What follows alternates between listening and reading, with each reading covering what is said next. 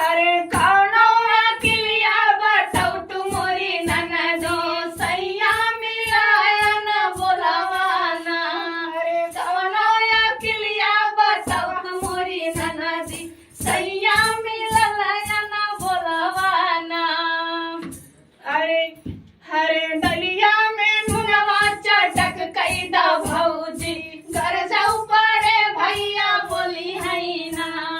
दलिया में नुनवा चटक कैदा भौजी घर जाऊ पड़े भैया बोली है ना।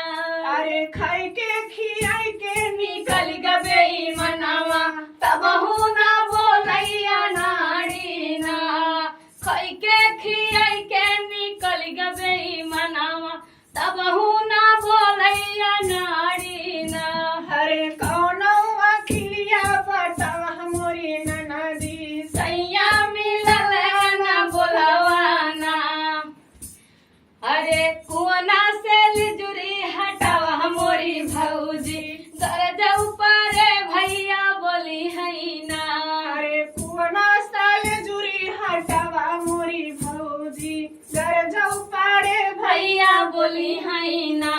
अरे घुट के घुटई के निकल गबे मनावा तब ना बोलैया नाड़ी ना।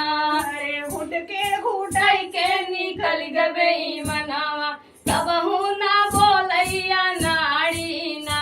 अरे कौनो अकिलिया बताऊ तू मोरी ननदी सैया मिलल न बोलवाना।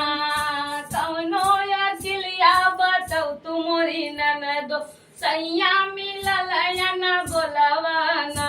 हरे बिरवा में चुनवा चटक कैदा भौजी घर जाऊ पड़े भैया बोली है। हरे सुरती में चुनवा चटक कैदा भौजी घर जाऊ पड़े भैया बोली है ना।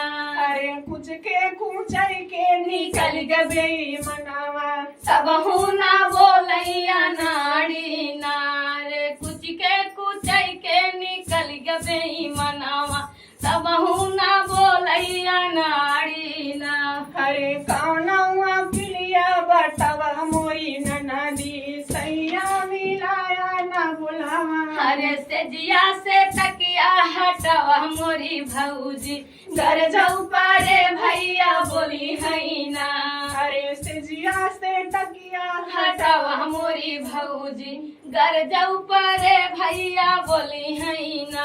अरे सुत के सुताई के निकल गबे मनावा तब ना बोलैया नाड़ी ना। अरे सुत के सुतई के निकल गबे मनावा तब ना बोलैया ना।